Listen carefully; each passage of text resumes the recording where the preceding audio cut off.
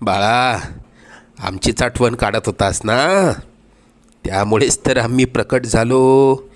अरे मायबाप मानतोस ना आम्हाला, मग तुला पैशांची गरज असताना सांगायचं ना. कोणापुढेही हात पसरू नकोस.